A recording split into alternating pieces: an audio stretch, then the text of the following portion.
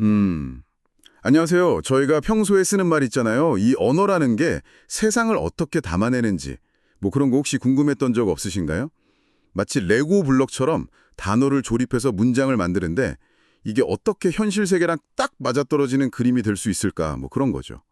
오늘은 정말 유명하지만 또 그만큼 좀 머리 아프게 만드는 철학자죠. 비트겐슈타인의 아주 독창적인 아이디어, 이른바 그림 이론의 세계로 한번 같이 들어가 보려고 합니다. 네, 그림 이론 아주 흥미로운 주제죠. 저희가 오늘 함께 살펴볼 자료는 바로 비트겐슈타인의 그 유명한 책 논리철학 논고의 핵심 부분입니다.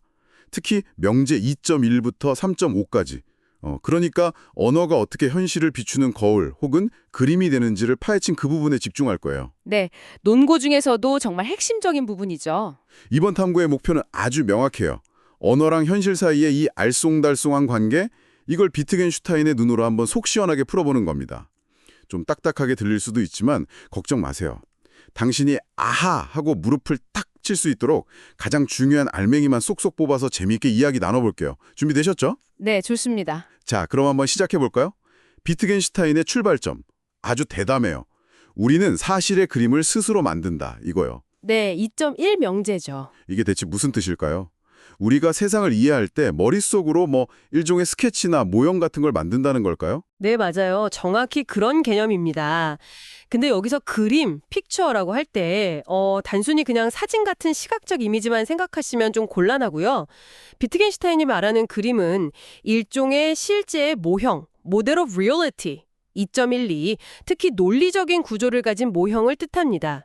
그러니까 현실 세계에 있는 여러 대상들, 예를 들면 뭐 책상, 의자, 이런 것들이 있다면 그림 속에도 그에 딱 대응하는 요소들이 하나하나 존재한다는 거죠. 2.13, 2.131. 아, 대상과 요소의 1대1 대응 같은 거군요. 네, 그렇죠. 마치 미니어처 세트를 만드는 것처럼요. 미니어처 세트요.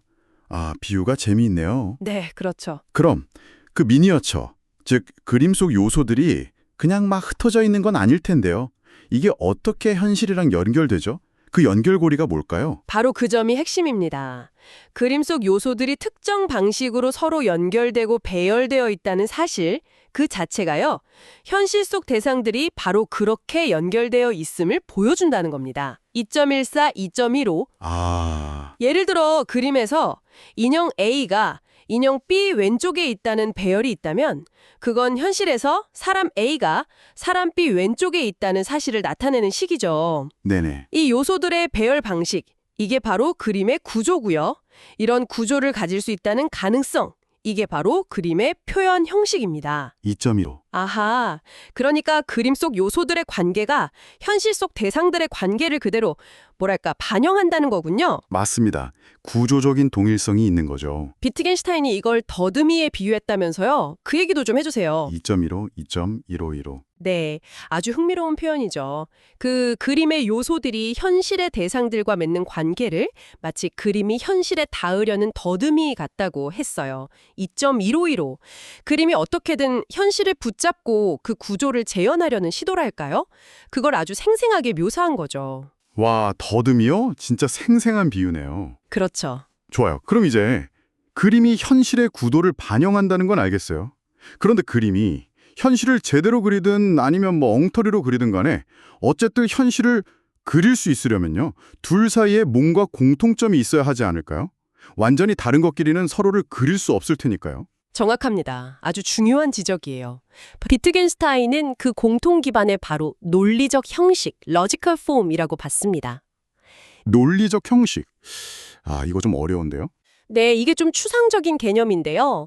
쉽게 말하면 현실 세계나 그것을 그린 그림이나 전부 다 논리적으로 가능한 구조라는 어떤 틀 안에서 존재한다는 거예요. 그림이 어떤 형태이든, 예를 들어 실제 그림이든 아니면 악보든 심지어 우리가 쓰는 문장이든 간에요. 그것이 현실을 묘사하려면 현실과 이 논리적 형식을 공유해야만 합니다. 아, 공통된 틀이군요. 네, 그래서 모든 그림은 넓은 의미에서 논리적 그림, logical picture이라고 할 수 있는 거죠. 2.182. 논리적 형식. 그러니까 모든 그림과 현실 밑바탕에 깔린 공통된 뼈대 같은 거네요. 그렇죠. 뼈대라고 생각하시면 이해가 좀 쉬울 것 같아요. 여기서 또 재미있는 이야기가 나온다고 들었어요. 그림이 자기 자신의 형식을 보여줄 수는 없다는 말이요. 2.172. 이건 무슨 뜻이죠? 네, 아주 중요한 지점입니다. 비트겐슈타인은 그림이 예를 들어 공간적인 것을 그리려면 자기도 공간적이어야 하고 2.171, 색깔을 표현하려면 색깔을 가져야 한다고 봤어요. 하지만 그림은 자기가 어떤 표현 형식, 예를 들면 나는 2차원 평면 그림이다 라는 그 형식을 그림 자체 안에 그려 넣을 수는 없다는 거죠. 아, 그럴 수 없겠네요. 네, 그저 그 형식을 통해서 현실을 보여줄 shows it forth 뿐이에요. 2.172. 마치 우리가 안경을 통해서 세상을 보지만 안경 자체는 우리 시야 안에 안 들어오잖아요. 아, 안경 비유, 그거 좋네요. 네, 그런 비유랑 비슷하다고 할 수 있죠. 그림을 가능하게 하는 틀 자체는 그림 속에 담을 수 없다는 생각입니다. 와, 안경 비유를 들으니까 확 와닿는데요. 그림의 틀 자체는 그림 안에 못 그린다. 그럼 이제 그림이 구체적으로 무엇을 어떻게 보여주는지 그 의미와 진실성에 대해 이야기해볼까요? 네, 좋습니다. 그림이 현실의 가능성을 보여준다, 이런 말이 있던데요. 2.201, 2.202 맞습니다.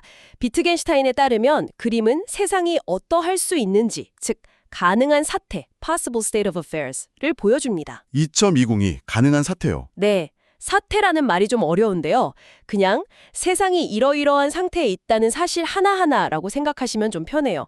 그림은 그런 사태가 존재하거나 혹은 존재하지 않을 가능성을 표현하는 거죠. 2.101. 아, 가능성. 네, 중요한 건 그림은 그것이 묘사하는 사태의 가능성 자체를 이미 내포하고 있다는 겁니다. 2.203. 그래서 우리가 그림을 이해한다는 건 아, 세상이 저럴 수도 있겠구나 하고 그 가능성을 파악하는 것과 같다고 볼 수 있어요. 그렇군요. 그림은 가능한 세상을 보여준다. 그럼 그림의 의미, 센스는 뭘까요? 그리고 그 그림이 진짜인지 가짜인지, 즉 참인지 거짓인지는 어떻게 알 수 있죠? 그림의 의미, 센스는 아주 간단해요. 그림이 보여주는 바로 그 가능한 사태입니다. 2.221. 그리고 그림이 참이냐 거짓이냐는 그 의미, 즉 그림이 보여주는 가능한 사태가 실제 현실과 일치하면 참이고요. 일치하지 않으면 거짓인 거죠.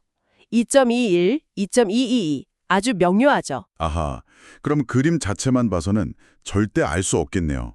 반드시 현실이랑 대조를 해봐야 참인지 거짓인지 판별할 수 있다는 거군요. 정확합니다. 하긴 약도만 보고 그 장소가 실제로 있는지 없는지 알 수는 없으니까요. 직접 가봐야 아는 거죠. 네, 딱 그런 원리입니다. 그래서 경험과 상관없이 무조건 참인 그림, 그러니까 선언적으로 참인 그림은 있을 수 없다. 이런 결론이 나오는 거군요. 바로 그겁니다. 여기서 중요한 점은 언어, 즉 그림은 세상이 어떠할 수 있는지 그 가능성을 제시할 뿐이지 그 자체로 진리를 보장하지는 않는다는 거예요. 현실을 통한 검증이 반드시 필요하다는, 어찌 보면 당연하지만 철학적으로는 매우 중요한 지적인 거죠. 이야기가 점점 더 흥미진진해지는데요. 비트겐슈타인은 여기서 멈추지 않고 우리가 하는 생각 자체가 바로 사실의 논리적 그림이라고 주장한다면서요? 3. 네. 와, 이건 정말 대담한 생각 같은데요? 네, 상당히 파격적인 주장입니다. 우리의 머릿속 생각이야말로 현실을 그리는 논리적 그림이라는 거죠. 어떤 사실을 생각할 수 있다는 것은 곧 우리는 그 사실을 그림으로 그릴 수 있다는 뜻과 같다고 봤습니다. 생각이 현실의 미니어처 모형이다. 네, 그런 셈이죠. 우리가 떠올리는 생각들이 바로 현실 세계의 논리적인 모형이라는 거예요. 그럼 우리가 하는 모든 생각들이 세상을 그린 그림이라는 건가요? 정확히는 참된 생각들의 총체, 그 전체가 바로 세계의 그림이라고 합니다. 그리고 생각은 그것이 대상으로 하는 사태의 가능성을 포함하고 또 생각할 수 있는 것은 또한 현실적으로 가능한 것이라고 연결합니다. 생각하는 것은 현실적으로도 가능하다. 그렇죠.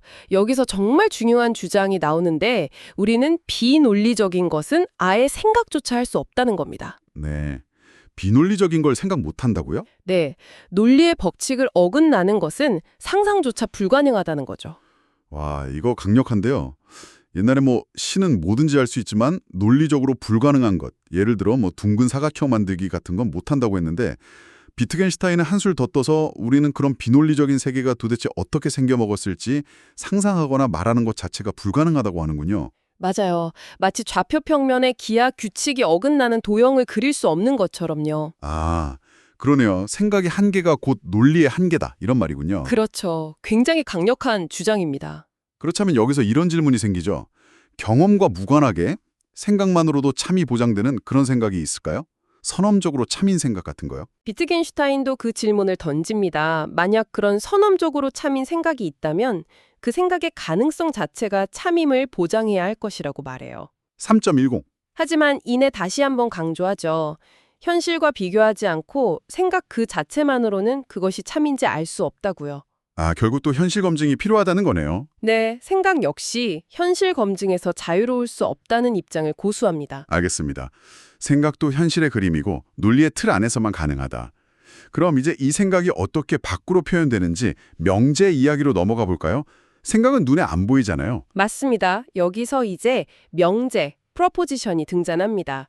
명제는 쉽게 말해서 생각을 감각적으로 지각할 수 있는 기호, 예를 들어 우리가 말하는 소리나 쓰는 글자 등으로 표현한 거예요. 아, 생각을 기호로 나타낸 것. 네, 우리는 이 기호들을 사용해서 가능한 사태를 세상에 투영한다고 표현합니다. 투영이요? 네, 투영 방법은 뭐 특별한 게 아니고요. 그 명제가 뜻하는 바를 생각하는 것, 그 자체가 투영이라고 하죠.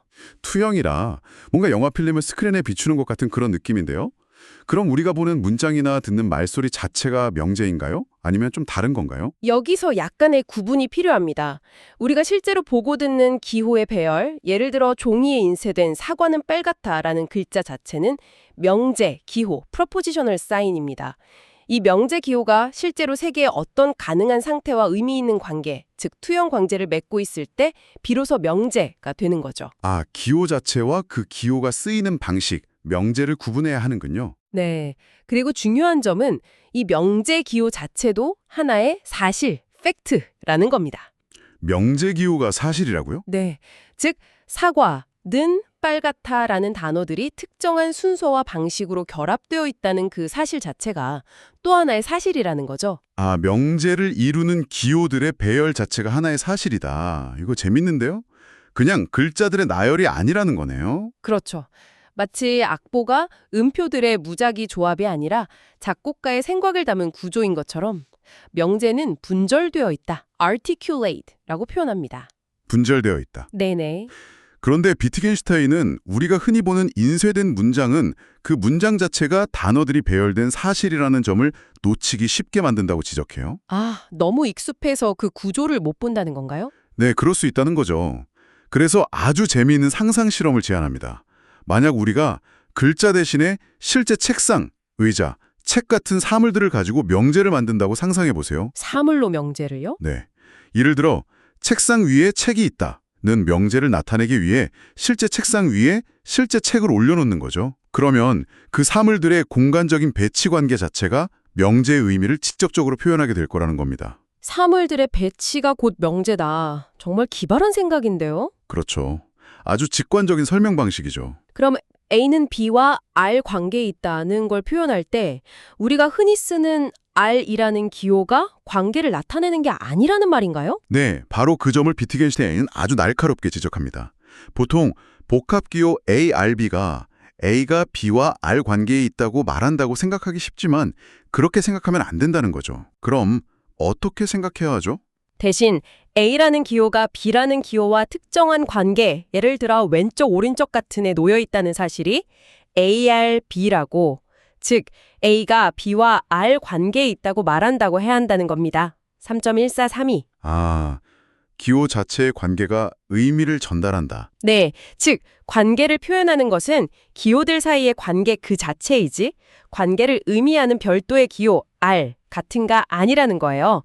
그래서 사태, 즉 세상의 상태는 기술될 described 쓰는 있지만 그것에 딱지처럼 이름을 붙일 named 쓰는 없다고 말합니다. 이름 붙일 수 없다. 네, 이름은 그냥 점과 같고 명제는 의미, 센스를 가지고 특정 방향을 가리키는 화살, 에로우와 같다는 비유도 들죠. 와, 화살 비유도 인상적이네요.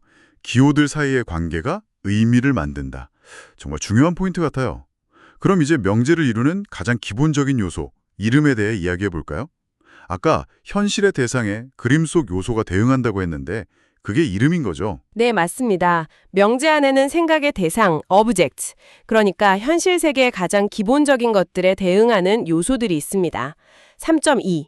비트겐슈타인은 이 가장 단순하고 기본적인 기호들을 단순 기호 (simple signs)라고 부르고 이것이 바로 이름 (names라고) 합니다. 3.201, 3.202. 단순 기호, 이름, 더 이상 쪼갤 수 없는 언어의 원자 같은 거네요. 네, 정확히 그런 개념입니다. 언어의 가장 기본적인 벽돌 같은 거죠. 그럼 이 이름은 어떻게 의미를 가지나요? 책상이라는 이름은 어떻게 책상이라는 사물을 가리키게 되죠? 이름은 대상을 의미합니다. 그 대상이 바로 이름의 의미죠. 여기서 의미는 지시체에 가깝다고 볼 수 있어요. 그리고 명제기호 안에서 이 이름들이 배열되는 방식이 실제 사태 안에서 대상들이 배열되는 방식과 일치하게 됩니다. 아, 구조적 유사성이 또 나오네요. 네. 즉, 명제 속에서 이름은 현실 속 대상을 대신 나타내는 역할을 하는 겁니다. 아, 이름은 대상을 대표한다. 그럼 대상 자체에 대해서는 뭐라고 말할 수 있나요? 비트겐슈타인이 여기서 또 약간 충격적인 말을 한다고 들었어요. 대상에 대해 주장할 수는 없다고요. 이게 무슨 말이죠? 네, 바로 그 지점입니다. 아주 중요한데요. 대상은 오직 이름 붙여질 수만 있다고 합니다. 기호들이 대상을 대표할 뿐이죠. 우리는 대상에 대해 말할 수는 있지만 대상 자체를 놓고 이것이 무엇이다 라고 직접적으로 주장할 수는 없다는 거예요. 주장할 수 없다. 네, 명제는 사물이 어떻게 존재하는지, 즉 사물들의 관계나 상태를 말할 뿐이지 그 사물 자체가 무엇인지 그 본질을 말해주지는 못한다는 겁니다. 와, 이건 정말 생각할 거리를 많이 던져주네요. 우리가 언어로 세상을 말할 때 결국 사물 자체보다는 사물들 사이의 관계나 배열 방식만 이야기할 수 있다는 걸까요? 상당히 그런 함의를 내포하고 있죠. 그럼 이름의 의미는 어떻게 정확하게 정해질 수 있죠? 더 이상 쪼갤 수 없는 원초적인 기호라면서요. 정의도 안 된다면서요? 네, 여기서 명제 의미의 확정성에 대한 요구가 나옵니다. 3.23. 의미는 명확해야 하니까요. 이름은 더 이상 다른 기호로 데피니션 될 수 없는 원초적 기호가 맞습니다. 3.26. 정의된 기호는 그걸 정의하는 데 사용된 다른 기호들을 통해서 의미를 전달하지만 이름은 그렇지 않죠. 그럼 정말 궁금해요. 정의도 안 되는 이 원초적인 이름의 의미는 도대체 어떻게 할 수 있는 거죠? 비트겐슈타인이 해명이라는 걸 이야기한다던데요. 3.263. 네, 해명을 통해서 설명될 수 있다고 말합니다. 그런데 이 해명이라는 게 뭐냐면요. 바로 그 원초적 기호, 즉 이름을 포함하는 명제들이에요. 네. 이름을 포함하는 명제요. 네, 예를 들어 빨강이라는 이름의 의미를 알려주려면 이것은 빨강이다, 빨강은 색깔이다 같은 명제들을 사용하는 거죠. 그런데 이 명제들을 이해하려면 듣는 사람이 이미 빨강이라는 이름의 의미를 어느 정도 알고 있어야 한다는 문제가 생깁니다. 이거 정말 닭이 먼저냐 달걀이 먼저냐 같은 순환 논리처럼 들리는데요. 네. 뭔가 돌고 도는 느낌인데요. 그렇죠. 표면적으로는 순환적인 설명처럼 보일 수 있습니다. 하지만 여기서 비트겐슈타인이 밤마도 강조하려는 바는 이름의 의미는 고립된 상태에서는 파악될 수 없고 오직 그것이 사용되는 맥락, 즉 명제 안에서의 역할과 쓰임새를 통해서만 드러나고 이해될 수 있다는 점일 겁니다. 아, 맥락. 네, 단어 자체보다는 문장 속에서의 쓰임새가 의미를 부여한다는 거죠. 아하, 바로 그 맥락이 중요하군요. 여기서 비트겐슈타인의 또 다른 유명한 원칙이 나오죠. 오직 명제만이 의미 센스를 가지며 이름은 오직 명제의 문맥 속에서만 의미, 미닝을 갖는다. 3.3. 네, 맞습니다. 아주 유명한 구절이죠. 단어 하나만 덩그러니 놓고 보면 아무 뜻도 없다는 거네요. 정확합니다. 책상이라는 단어 자체는 그냥 소리나 글자일 뿐이지만 내 방에는 책상이 있다는 명제 안에서 비로소 현실의 어떤 대상을 가리키는 의미, 즉 지시체를 갖게 된다는 거죠. 그리고 명제의 의미 센스를 구성하고 특징 짓는 모든 유의미한 부분을 표현 또는 상징이라고 부릅니다. 이 표현은 명제의 형식과 내용을 결정짓죠. 3.331. 그런데 우리가 일상에서 쓰는 언어는 이런 규칙을 잘 안 지켜서 혼란이 생긴다고 비트겐슈타인은 걱정했다면서요? 네, 같은 단어가 여러 뜻으로 쓰이는 경우처럼요. 3.3323. 네, 아주 중요한 지적입니다. 비트겐슈타인은 일상 언어의 모호함과 불완전함을 계속 지적하죠. 예를 들어 영어의 is나 한국어의 이다는 연결사, 소크라테스는 현명하다, 등호, 2+2는 4이다, 존재, 신은 있다 등등 완전히 다른 논리적 역할을 하는데도 같은 단어를 쓰잖아요. 아, 그러네요. 이다가 다 다른 뜻이네요. 네. 이렇게 겉모습은 같은 기호인데 속으로는 다른 상징, 다른 역할이거나 반대로 다른 기호인데 같은 방식으로 쓰이는 것처럼 보일 때 철학적 혼란이 발생한다고 봤습니다. 많은 철학적 문제들이 이런 언어 오용에서 비롯된다고 본 거죠. 그럼 이 혼란을 피하려면 어떻게 해야 할까요? 무슨 특별한 언어라도 만들어야 하나요? 인공언어 같은 거요? 비트겐슈타인은 논리적 통사론, 즉 기호 사용 규칙이 아주 명확한, 논리적으로 완벽한 언어를 사용해야 한다고 주장합니다. 3.332호, 이상적인 언어를 구상한 거죠. 겉모습에 속지 않고 기호의 진짜 논리적 역할을 파악하려면 그 기호가 어떻게 유의미하게 사용되는지를 봐야 한다고 강조하고요. 3.326. 유의미한 사용. 그리고 중요한 것은 이 논리적 통사론 규칙을 정할 때는 기호의 의미에 의존해서는 안 된다는 겁니다. 의미에 의존하면 안 된다고요? 네, 오직 기호의 형식적, 구조적 특징에 대한 기술만으로 규칙이 세워져야 한다고 봤어요. 3.33. 바로 이 지점에서 버트런드 러셀의 유명한 유형론을 비판합니다. 러셀이 자신의 규칙을 만들 때 기호의 의미를 언급해야만 했기 때문에 오류가 있다고 본 거죠. 3.331. 와, 러셀까지 비판하다니 대단하네요. 의미에 의존하지 않는 순수한 형식 규칙. 상당히 엄격하네요. 여기서 또 재미있는 결과들이 나온다면서요? 명제는 자기 자신에 대해 말할 수 없다거나 뭐 그런 거요? 네, 몇 가지 중요한 귀결들이 따라옵니다. 어떤 명제도 자기 자신에 대한 내용을 포함할 수 없고 함수는 자기 자신을 인수로 가질 수 없다는 등의 좀 기술적인 논의들이 이어집니다. 또한 명제에는 그 의미의 필수적인 본질적 특징과 부수적인 우연적 특징이 있다고 구분하고요. 3.4, 3.411 모든 제대로 된 상징체계, 즉 언어는 서로 번역 가능해야 하며 이것이 모든 언어가 공유하는 점이라고 주장합니다. 모든 언어 밑바탕에는 공통된 논리가 있다는 생각이죠. 자, 이제 정말 마지막 여정입니다. 거의 다 왔어요. 명제가 논리 공간에서 장소를 결정한다는 이야기가 나오는데요. 3.4. 이건 또 무슨 의미일까요? 공간, 장소. 네. 명제가 제시되면 그것은 논리적으로 가능한 모든 상태들의 공간, 즉 논리 공간 로지컬 스페이스 안에서 특정한 위치, 플레이스를 점유하거나 결정한다는 뜻입니다. 3.4. 네. 논리 공간 속의 위치, 마치 지도 위의 한 점 같은 건가요? 네, 그런 비유가 가능합니다. 이 논리적 장소의 존재는 의미 있는 명제가 존재한다는 사실 자체만으로 보장된다고 보고요. 명제가 논리 공간 속의 점과 같다? 네, 그리고 명제 기호와 그것을 해석하는 논리적 좌표, 로지컬 코오디네이트가 합쳐져서 논리적 장소를 이룬다고 설명합니다. 3.41. 기하학적인 공간 속의 위치나 논리적인 공간 속의 위치나 둘 다 어떤 것의 존재 가능성을 나타낸다는 점에서 비슷하다고 볼 수 있죠. 3.411. 존재 가능성? 네. 그런데 하나의 명제가 단 하나의 장소만 결정한다 해도 그 명제가 있으려면 이미 전체 논리 공간이 전제되어야 한다고요. 3.42. 이건 좀 어렵네요. 하나가 있는데 전체가 있어야 한다니. 네, 이게 조금 직관에 반하는 것처럼 들릴 수 있는데요. 비유를 들어 설명합니다. 마치 그림을 그리기 위한 틀이나 비계가 그림이 그려질 전체 공간을 미리 결정하는 것처럼요. 하나의 명제가 의미를 가지려면 그것이 속할 전체적인 논리적 가능성의 체계, 즉 전체 논리 공간이 이미 주어져 있어야 한다는 겁니다. 싹스오즈난 비계. 네. 명제는 이 전체 논리 공간을 가로지르면서 자신의 위치를 잡는다는 거죠. 그렇지 않으면 명제를 부정하거나 다른 명제와 결합할 때마다 계속해서 새로운 논리 공간이 막 생겨나는 이상한 일이 벌어질 테니까요. 아하, 그렇겠네요. 명제 하나가 있으려면 이미 가능한 모든 명제들의 시스템, 즉 논리 공간 전체가 있어야 한다. 와, 심오하네요. 네, 상당히 근본적인 주장입니다. 그리고 드디어 대망의 마지막 명제, 3.5. 이건 뭔가요? 아주 짧던데요? 네, 3.5는 아주 짧고 함축적입니다. 적용되고 생각된 명제 기호가 바로 생각이다. 적용되고 생각된 명제 기호가 생각이다.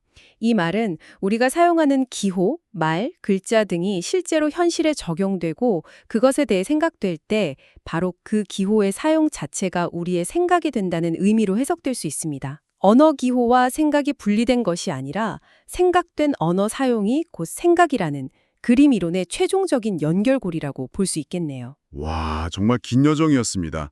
오늘 비트겐슈타인의 그림 이론을 따라가 보면서 정말 많은 걸 배운 것 같아요. 언어, 즉 명제가 어떻게 현실의 논리적 그림이 되는지. 3. 현실과 그림 사이에는 논리적 형식이라는 공통된 뼈대가 있어야 하고, 이름 같은 기본 요소는 문맥 속에서만 의미를 가지며, 심지어 우리의 생각조차 이 논리적 그림과 같아서 논리를 벗어난 생각은 불가능하다.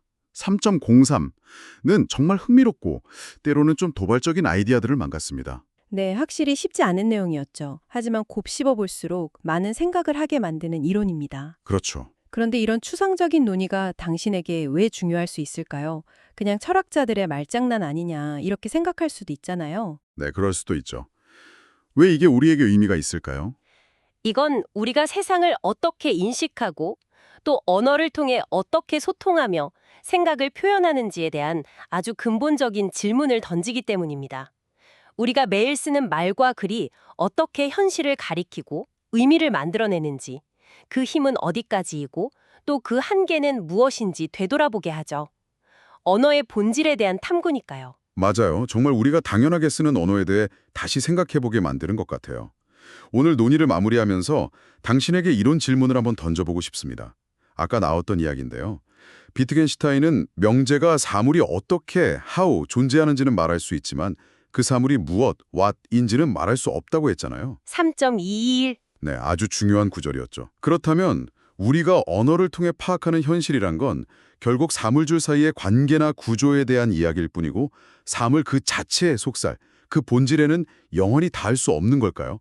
언어는 세상을 어디까지 보여줄 수 있을까요? 당신의 생각은 어떠신가요? 흥미로운 질문이네요. 네, 이 질문을 한번 곱씹어 보시면서 오늘 저희의 깊은 이야기는 여기서 마무리하겠습니다.